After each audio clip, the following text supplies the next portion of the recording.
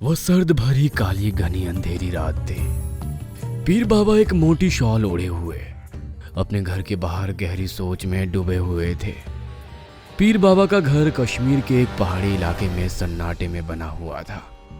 वो उस घर में अकेले रहते थे। अरमान के साथ घटी घटना को अब 10 वर्ष बीत चुके थे और इन 10 वर्षों ने पीर बाबा को और ज्यादा बूढ़ा बना दिया था। उनके चेहरे पर थकान नजर आ रही थी। 10 सालों से पीर बाबा ने अपनी मेहनत और शक्ति के बल पर महक को अरमान के पास जाने से रोक रखा था, पर आज ना जाने क्यों पीर बाबा का दिल एक अजीब से खौफ से घिरा हुआ था।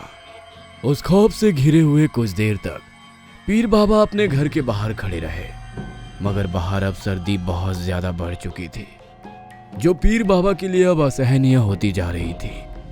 पीर बाबा अपने घर के अंदर जाने के लिए मुड़े ही थे कि तभी उनके कानों में एक लड़की की आवाज टकराई।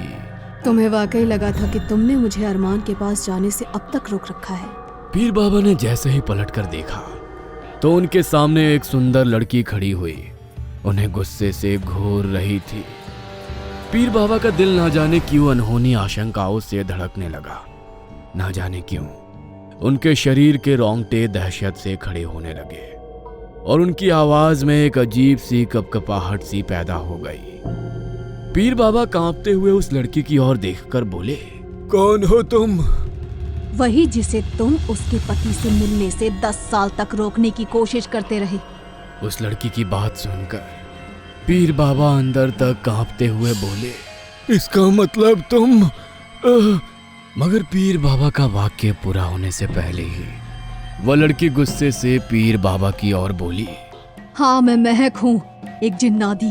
अरमान ने मेरे साथ धोखा किया है। तुम जानते हो पीर बाबा कि जिन अपने साथ धोखे का कैसा बदला लेते हैं। जो भी इंसान किसी जिन के साथ धोखा करता है तो जिन उसकी आने वाली नस्लों को बर्बाद करके रख देते हैं। यह गलत है जिनजादी। अरमान एक इंसान है और तुम एक जिनजादी। एक जिनजादी और एक इंसान का मिलन ही गलत होता है। पीर बाबा की बात सुनकर महक चीखती हुई पीर बाबा से बोली, सही और गलत का फैसला करने का तुम्हें कोई अधिकार नहीं पीर बाबा। इतना बोलकर अचानक महक धुएं में परिवर्तित हो गई और वो काला धुआं पीर बाबा के इर्द गिर्द बड़ी ही रफ्तार से चक्कर लगाने लगा। अगले ही पल उस काले धुएं ने एक बड़ी ही भयानक दिखने वाली लड़की की आकृति धारण कर ली। पीर बाबा ने देखा उस लड़की का आकार 20 फुट के आसपास था। वह अपनी लाल आंखों से पीर बाबा को खा जाने वाली नजरों से देख रही थी। अचानक पीर बाबा की आंखों की पुतलियों का रंग सफेद होना शुरू हो गया। कुछ ही देर में पीर बाबा का चेहरा ऐसा हो गया मानो कि उनके शरीर से किसी ने खून की एक एक बूंद निचोड़ ली हो। पीर बाबा का शरीर पूरा सफेद पड़ गया और कुछ ही देर में उनके शरीर की खाल ऐसे हो गई मानो कि वो तेज आग की तपिश से बुरी तरह से झुलस गई हो। पीर बाबा चीखते हुए मृत होकर जमीन पर गिर पड़े।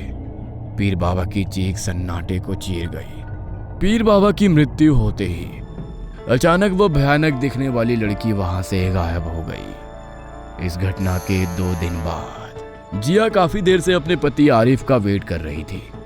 हल्की सी आहट पर भी वो चौंक जाती और उसे यही लगता कि उसका पति आरिफ आ गया है। दरअसल आरिफ और जिया के विवाह को कई वर्ष हो चुके थे, मगर उनकी कोई संतान नहीं हुई थी। एक रात पहले ही आरिफ और जिया में ये डिसाइड हुआ था कि वो कुछ दिन दिल्ली में रह रहे अपने दोस्त अरमान के घर पर रहेंगे। अरमान का 8 वर्षीय पुत्र गोल्डी और 7 वर्षीय पुत्री पिंकी जिया से बहुत ही ज्यादा घुले मिले थे। जिया उन दोनों को बहुत ज्यादा प्यार करती थी। वह जब भी उन दोनों को देखती तो कुछ देर के लिए वो मां ना बन पाने का दुख भूल जाती। आरिफ ने कहा था कि वो सुबह 11 बजे तक ऑफिस का सारा काम निपटाकर घर आ जाएगा और वो दोनों हस्बैंड और वाइफ दिल्ली जाने के लिए रवाना हो जाएंगे। मगर दोपहर के 1 बज चुके थे। जिया बार बार आरिफ का फोन ट्राई कर रही थी, मगर आरिफ का फोन बंद जा रहा था। जैसे जैसे घड़ी की सुई आगे बढ़ती जा रही थी, जिया के चेहरे पर गुस्से की लकीरें भी बढ़ती जा रही थी। जिया गुस्से में बैठी हुई दरवाजे को घूरे जा रही थी। जिया फिर से गुस्से से आरिफ का नंबर डायल करने लगी और इस बार घंटी चली गई। आरिफ ने फोन रिसीव कर लिया। जिया गुस्से से फोन पर आरिफ से बोली, मैं तुम्हारा कब से वेट कर रही हूँ आरिफ, तुम कब आओगे? हम कब दिल्ली के लिए निकलेंगे? आरिफ जो कि दूसरी तरफ कार ड्राइव कर रहा था, ड्राइव करते ही फोन पर बोला, जिया तुम्हें पता है, हम अपने शहर से कहीं भी बाहर जाते हैं तो सबसे पहले अपने पीर बाबा से मिलना पड़ता है। मैंने पीर बाबा को बता दिया था कि हम दोनों कुछ दिनों के लिए अरमान के घर पर रहने के लिए जा रहे हैं।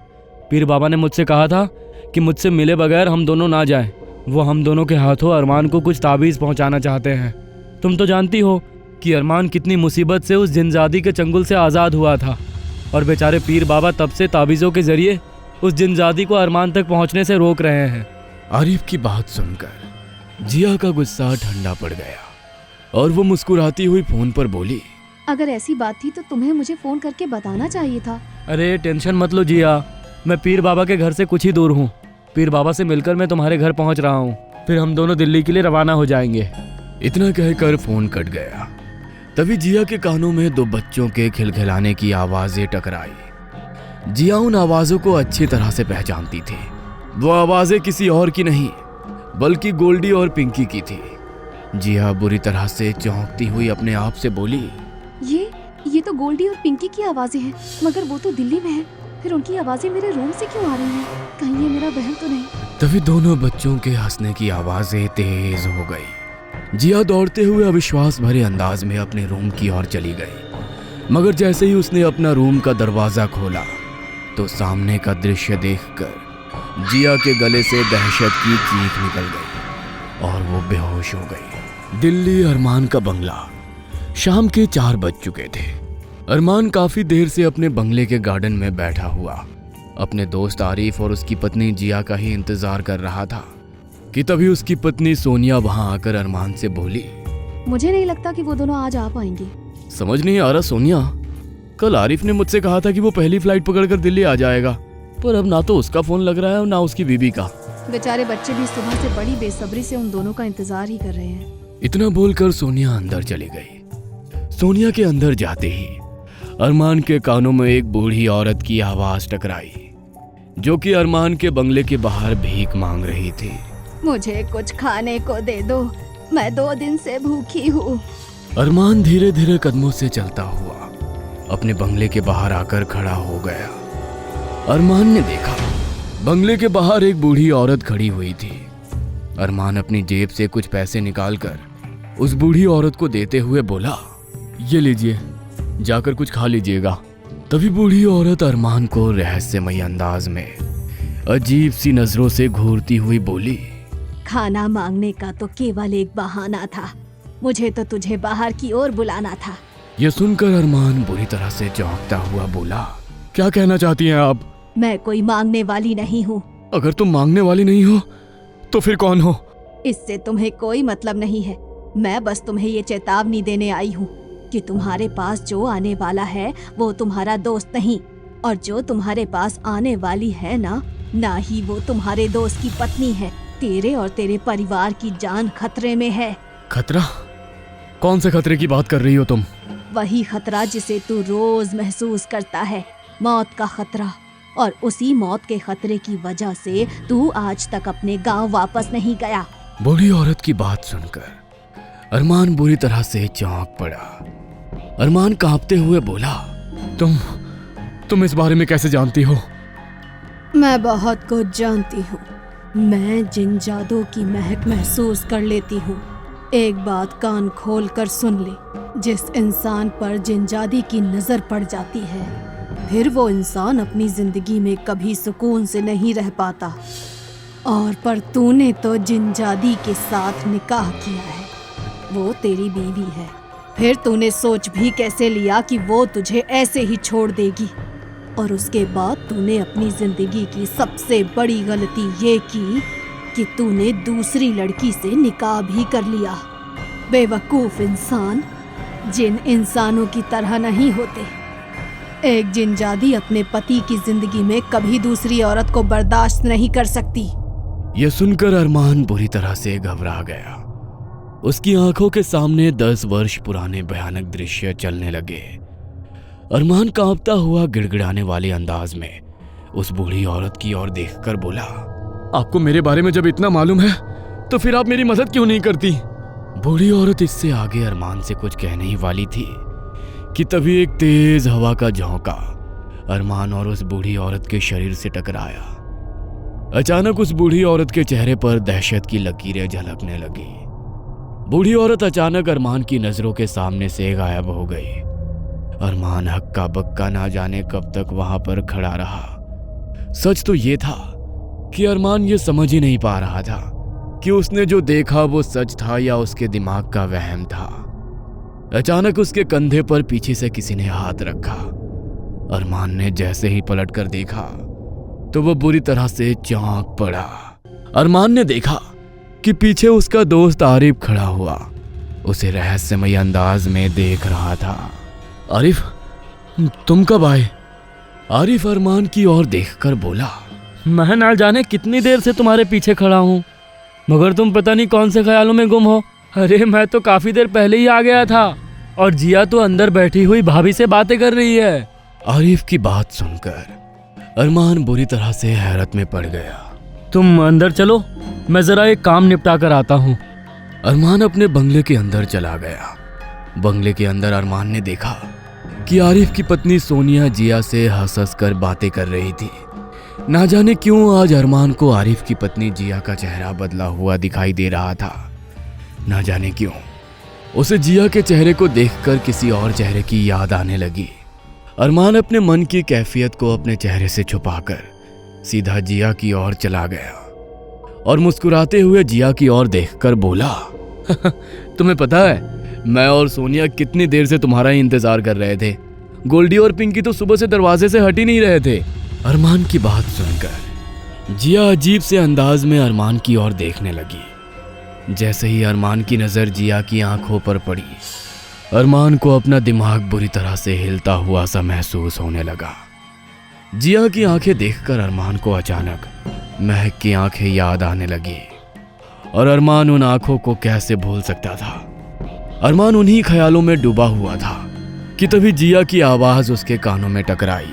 अगर मुझे ऐसे देखोगे तो सोनिया को बुरा लग जाएगा और वो यही समझेगी कि तुम मुझ पर लाइन मार रहे हो। जिया की बात सुनकर अरमान ने अचानक अपनी नजरें जिया के चेहरे से हटा ली। तभी जिया अरमान से बोली, पता है मैं कश्मीर से पिंकी और गोल्डी के लिए बहुत सारे गिफ्ट्स लेकर आई हूँ। मैं अभी उन्हें दिखाकर आती हूँ।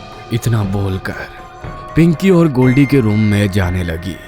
सोनिया और अरमान जिया के पीछे बढ़ने ही वाले थे कि तभी जिया अजीब से अंदाज में उन दोनों की ओर देखकर बोली, मैं गोल्डी और पिंकी को सरप्राइज देना चाहती हूँ, इसीलिए तुम दोनों रूम में 5 मिनट बाद आना। इतना बोलकर जिया गोल्डी और पिंकी के रूम में चली गई। अगले ही पल गोल्डी और पिंकी की भयानक दर्द भरी चीख अरमान और सोनिया के कानों में टकराई। वो दोनों बुरी तरह से घबरा गए और बदहवासी की हालत में दौड़ते हुए जिया और गोल्डी के कमरे के अंदर घुस गए। मगर सामने का दृश्य देखकर उन दोनों की आंखें डर से फटी की फटी रह गई और सोनिया की हलक से जोरदार चीख निकल गई। उन दोनों ने देखा कि गोल्डी और पिंकी के कटे हुए सर पंखे पर लटक रहे थे और जिया वहशी मुस्कान के साथ उनके कटे हुए सर को देखे जा रही थी। अगले ही क्षण सोनिया का गला अपने आप कट गया, मानो किसी अदृश्य इंसान ने तेज पैने चाकू से सोनिया का गला काट दिया हो। सोनिया दर्द से चीखती हुई मृत होकर फर्श पर गिर गई और जिया अजीब से अंदाज में अरमान की ओर देखकर बोली, तुम्हें क्या लगता था अरमान कि तुम मुझे छोड़कर चले जाओगे और मैं कुछ नहीं कर पाऊंगी? अरमान कांपता हुआ जिया की ओर देखकर बोला, कौन हो तुम? तुम अच्छी तरह से जानते हो मैं कौन हूँ। अचानक जिया महक में परिवर्तित हो गई। ये देखकर अरमान का चेहरा डर की वजह से सफेद पड़ गया। महक अरमान की ओर देखकर बोली, कुछ देर पहले बाहर जो तुम्हें तुम्हारा दोस्त आरिफ मिला था, वो आरिफ नहीं बल्कि आरिफ के रूप में मैं ही थी। मुझे याद है कुछ वर्ष पहले तुम मुझसे कितना प्यार करते थे और एक दिन तुम अचानक अपने उसी दोस्त आरिफ से मिलने उसके घर पर गए और वहां से आने के बाद ही तुम मुझसे जिद करने लगे कि तुम्हें मेरे परिवार से मिलना है। और मैंने तुम्हारी जिद पूरी की अरमान, मगर तुमने मुझे धोखा दिया। ये सब तुम्हारे दोस्त की वजह से हुआ, इसीलिए तुम्हारे दोस्त आरिफ और उसकी पत्नी को तो मरना ही था। यह सुनकर अरमान अंदर तक कांप गया। क्या कहना चाहती हो तुम? तुम्हारी पीर बाबा से मुलाकात आरिफ के घर पर ही हुई थी ना। पीर बाबा के दिए हुए ताबीज की वजह से तुम उस समय मेरी दुनिया से निकलने में जरूर कामयाब हो गए थे, और उसके बाद पीर बाबा को ये गलतफहमी हो गई थी कि वो मुझे तुम्हारे पास आने से रोक रहे हैं। बेवकूफ इंसान, तुम इतना भी नहीं समझते कि तुम उम्र के जिस पड़ाव तक आते आते बूढ़े हो जाते हो, हमारे यहाँ उस उम्र के लोग बच्चे कहे जाते हैं। मैंने पीर बाबा, आरिफ और उसकी पत्नी को खत्म कर दिया है। ये क्या कह रही हो तुम? हाँ? अरमान ने इतना कहा ही था कि तभी उस कमरे में काला धुआं फैलने लगा। अरमान बुरी तरह से खांसने लगा। अगले ही क्षण काला धुआं वहां से छट गया। अरमान ने देखा कि वो अपने कमरे में नहीं बल्कि कश्मीर के उस हिस्से में खड़ा हुआ था जहां पर पीर बाबा का घर था। अरमान ने देखा कि पीर बाबा की लाश उनके घर के सामने झाड़ियों पर पड़ी हुई थी। उनकी लाश बुरी तरह से झुलसी हुई थी और ठीक उसके बगल में आरिफ की लाश भी पीर बाबा की ही तरह झुलसी हुई थी। अरमान ने देखा कि आरिफ की कार पीर बाबा के घर के सामने खड़ी थी। तभी अरमान को बुरी तरह से चक्कर आते हुए महसूस होने लगे और वो बेहोशी की गहराइयों में समा गया। कुछ देर बाद अरमान की आंख आरिफ के घर पर खुली। अरमान ने देखा कि आरिफ की पत्नी जिया की लाश उसके बेड पर पड़ी हुई थी। उसकी आंखें फटी हुई थी। उसकी फटी हुई आंखें देखकर ऐसा लगता था कि उसने मरने से पहले कोई बड़ा ही भयानक दृश्य देखा हो। तभी अचानक वहां पर फिर से काला धुआं फैल गया और उस काले धुएं ने एक 20 फीट बड़ी ही लंबी भयानक दिखने वाली स्त्री की आकृति धारण कर ली। उस भयानक स्त्री को देखकर अरमान अंदर तक बुरी तरह से हिल गया। वह भयानक स्त्री अरमान की ओर देखकर बोली, ये उन लोगों का अंजाम था जिन लोगों ने तुम्हारा साथ दिया। तुमने मेरे प्यार को ठुकराकर बहुत बड़ी गलती की है अरमान। तुम्हें इसकी सजा मिलेगी जब तक तुम अपने मन से मुझे स्वीकार नहीं करोगे और स्वयं मेरी दुनिया में आने के लिए नहीं कहोगे। तुम अपने किए की सजा भुगतते रहोगे। ये एक जिनजादी बदला है।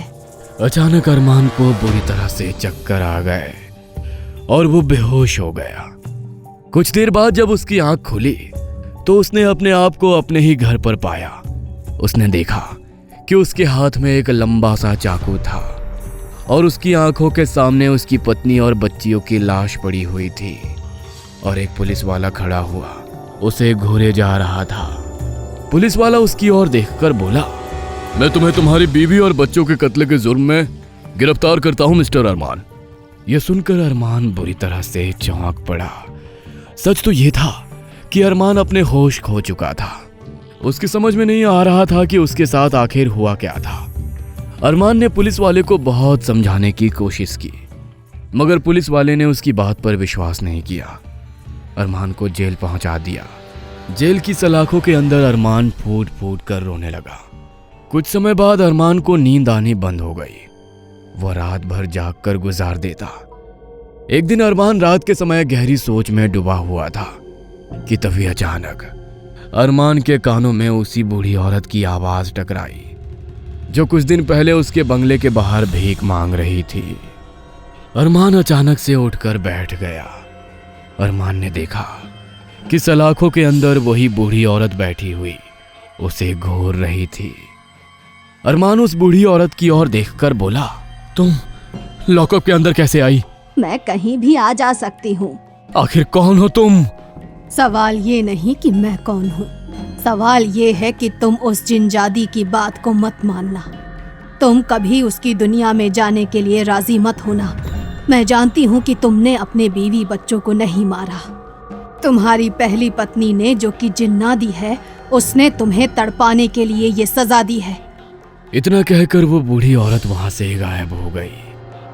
अरमान पागलों की तरह चीखने लगा मगर उसकी चीखें काल कोठरी में टकराकर उसके पास ही वापस आ गई। अरमान के दिमाग में आज भी काल कोठरी में कई सवाल चलते रहते हैं। अरमान आज तक नहीं समझ पाया कि वो बूढ़ी औरत कौन थी। दोस्तों, क्या आप जानते हैं कि वो बूढ़ी औरत कौन थी? क्या आप जानना चाहते हैं कि अरमान कभी अपने जीवन में अपनी पत्नी जिनजादी के चंगुल से निकल पाएगा भी या नहीं? अगर आप जानते हैं तो प्लीज ज्यादा से ज्यादा कमेंट कीजिए और जिनजादी सीजन 3 के रहस्य से पर्दा उठाने का इंतजार कीजिए। टॉप टून्स हॉरर चैनल को लाइक करें, शेयर करें, सब्सक्राइब करें और नोटिफिकेशन ऑन कर लें ताकि आपको ऐसी ढेरों नई कहानियां सुनने और देखने को मिलती रहे।